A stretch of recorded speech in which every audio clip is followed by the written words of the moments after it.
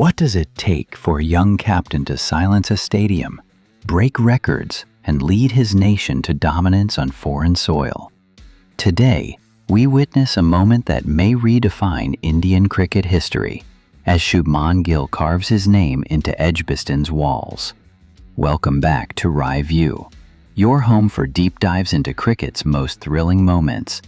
I'm here today to break down a truly unforgettable day of Test cricket. On day 2 of the second Test at Edgbaston, India didn't just play, they commanded, with Shubman Gill delivering a captain's innings for the ages. Stick around as we unpack the emotion, the drama, and the genius that unfolded. Don't forget to like, subscribe, and hit that bell icon so you never miss a moment of cricket history. The epic of Shubman Gill, a captain's masterclass. From the moment Shubman Gill strode out at Edgbaston, the weight of expectations rested on his young shoulders. India's innings had seen shaky starts before, but today, Gill wasn't just playing for runs. He was sculpting a masterpiece.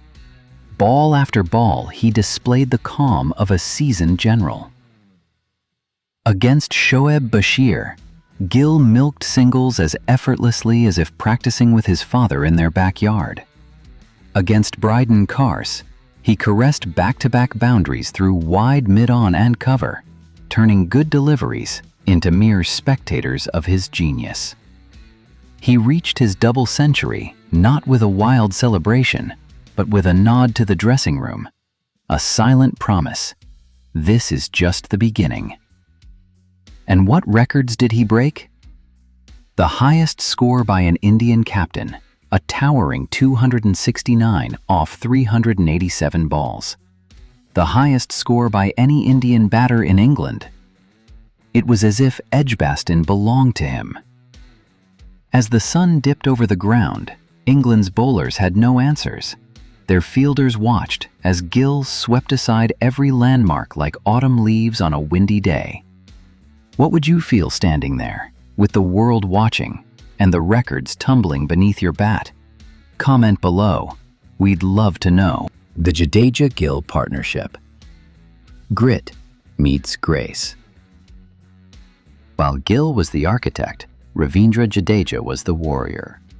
Starting day 2 unbeaten on 41, Jadeja set the tone early. Slapping Ben Stokes for consecutive boundaries through the offside, he signaled that India wasn't here to survive, they were here to conquer. Together, Gill and Jadeja forged a 203-run stand for the 6th wicket. Jadeja's 89 off 137 balls might have fallen short of a personal milestone, missing a century at the venue by just 11 runs, but his contribution was no less heroic. Their chemistry was visible. Between overs, brief chats, a knowing glance, an unspoken plan. At one point, the umpires had to warn both after an amusing exchange about Jadeja's running habits. 2 strides, pause, decision. It kept even Gill on his toes. Their partnership didn't just pile runs, it demoralized England. The scoreboard surged past 400, and with it, the hopes of England's bowlers seemed to ebb away. Washington Sundar's silent resolve. Enter Washington Sundar, the calm after the storm, but vital in cementing India's mammoth total. As Jadeja departed before lunch, Washington faced fire. Early on, Josh Tongue tested him with bouncers. The young all-rounder looked rattled. But cricket isn't just about skill, it's about heart, and Washington showed plenty. After lunch, he took the attack to Tongue, pulling him for a 6 over long leg. His 42-run contribution may not grab headlines, but together with Gill, he added 144 runs for the 7th wicket. This wasn't just runs, it was a statement. India's lower order wouldn't crumble as it had at Headingley. The bowling master stroke, Akash Deep rises. With Jasprit Bumrah rested, there were whispers. Could India's bowling hold up? Enter Akash Deep. On just his second delivery, he cramped Ben Duckett for room. A thick edge, Gill, fresh from his batting epic, flung himself to his left at slip and held a blinder. Duck it, gone for a duck. Next ball, Ollie Pope, bold and optimistic, tried to whip leg side. Edge to KL Rahul at second slip, fumbled, but clutched at the second attempt. 2 wickets, 2 balls. A dream start.